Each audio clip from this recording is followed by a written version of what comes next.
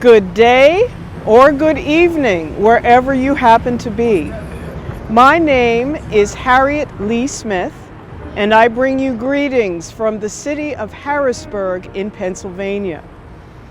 It is somewhat bittersweet for me to be here once again. My husband, the Reverend Stephen Smith, who was the founder of Mount Zion African Methodist Episcopal Church in Columbia, where we live primarily, as well as one of the most wealthy men in America in our time from his coal, lumber, and other businesses. My dear sweet Stephen was born right here in this city. This is also the place where one of our freedoms was taken away. But I will get to that.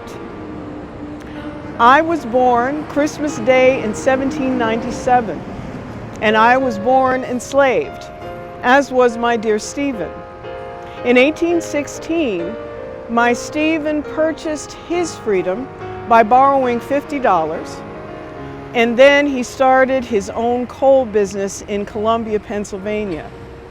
Very shortly after he purchased his freedom, when he earned enough money, he purchased my freedom as well.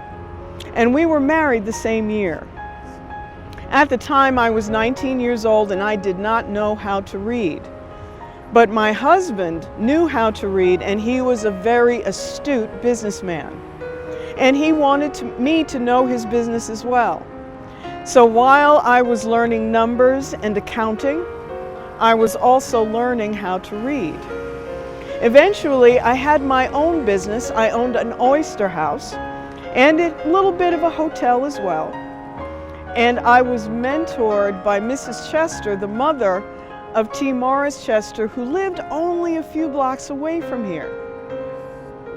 Eventually, I gave up my business, and my husband and I became very much involved as abolitionists, as well as conductors on the Underground Railroad. Shortly after I learned to read myself, I used to teach the children of freedom seekers and the enslaved how to read. Education was very important to me.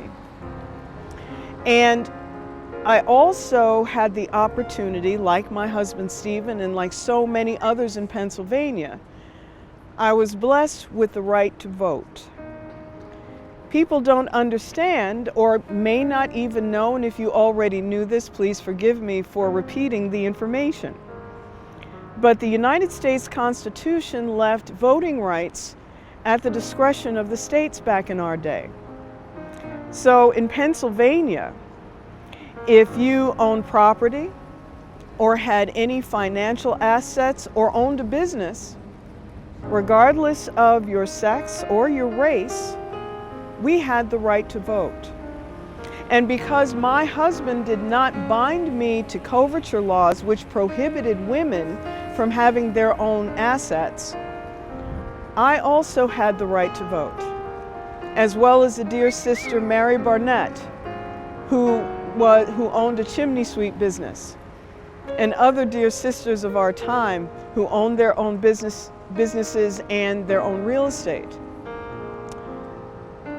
But round about 1837,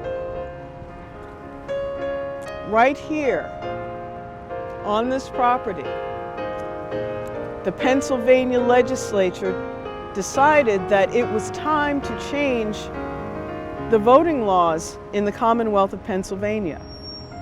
They began deliberating and crafting a bill that restricted voting rights only to white men who had property or other assets, excluding everyone else, especially black men, from having the right to vote.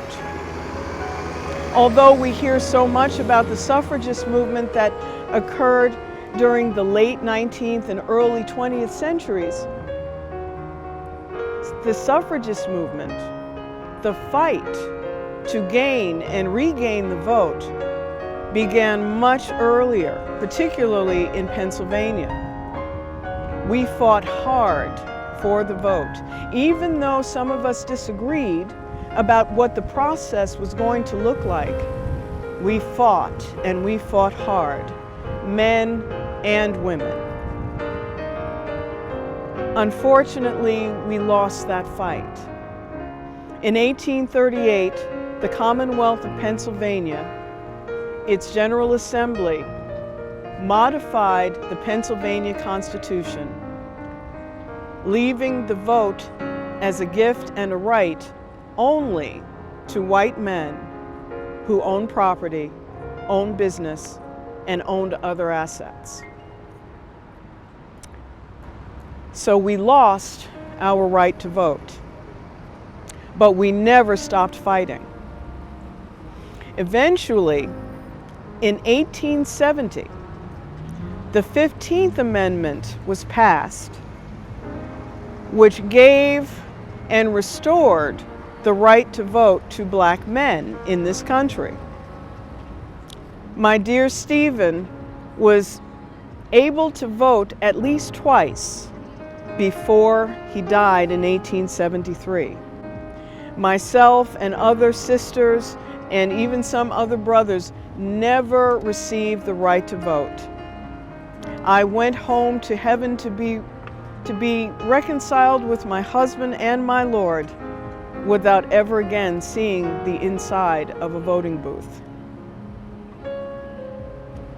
That is why it is bittersweet for me to be spirited back to Harrisburg once again.